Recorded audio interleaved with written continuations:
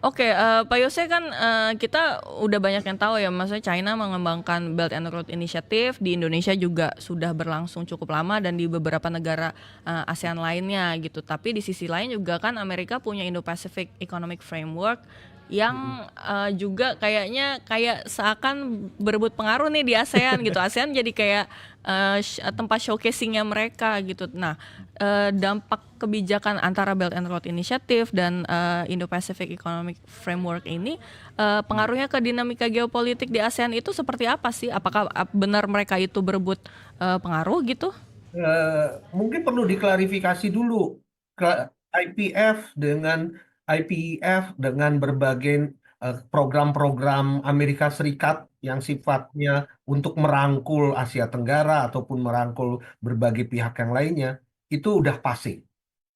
Itu nggak lagi dilanjutkan pada zamannya Presiden Trump ini. Jadi jadi semua sekarang ini seperti mungkin udah pernah dengar ya bagaimana Amerika administrasi Presiden Trump itu menutup USAID, USAID.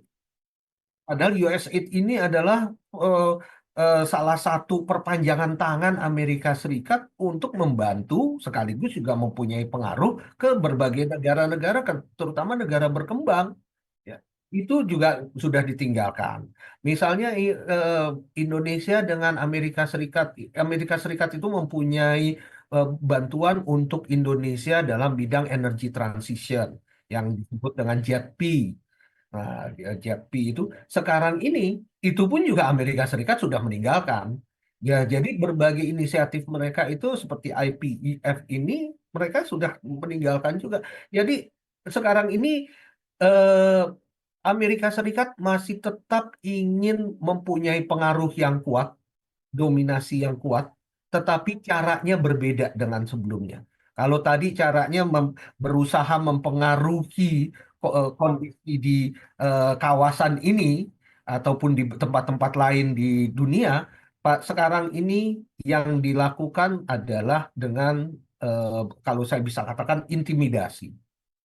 Jadi bukan merangkul. Iya, Kalau iya, iya. IPF itu kan merangkul. Kemudian Betul. dengan pemberian aid, pemberian bantuan itu eh, USAID juga berusaha merangkul, mendapatkan simpati, mendapatkan bantuan gitu ya untuk memperlebar pengaruhnya. Kalau ini yang dilakukan adalah dengan menodongkan senjata. Senjatanya itu dalam bentuk misalnya tarif yang Tarif ya, dinaikkan ya. setinggi-tingginya. Indonesia diancam untuk dikenakan tarif tambahan 32%. Seluruh negara dinaikkan jadi 10%. Nah, Vietnam ditambah lagi jadi 42% lagi. Nah, itu senjatanya yang digunakan. Jadi Oke. jadi memang lebih eh, caranya itu agak berbeda dengan sebelumnya. Iya, Oke. Pak Yose, berarti ini bisa dibilang Trump itu memanfaatkan ketergantungan negara lain terhadap Amerika Serikat ya Pak, sebagai salah satu senjatanya begitu Pak? Oh iya betul betul itu kelihatan sekali apa istilahnya eh, economic powernya. Jadi menggunakan economic power yang ada. Di mana contohnya economic powernya itu salah satunya Amerika Serikat itu menjadi pasar utama untuk produk-produk yang produk-produk manufaktur. Iya. Iya. Produk-produk olahan itu yang datangnya kebanyakan dari negara berkembang itu dijualnya kebanyakan di Amerika Serikat. Iya.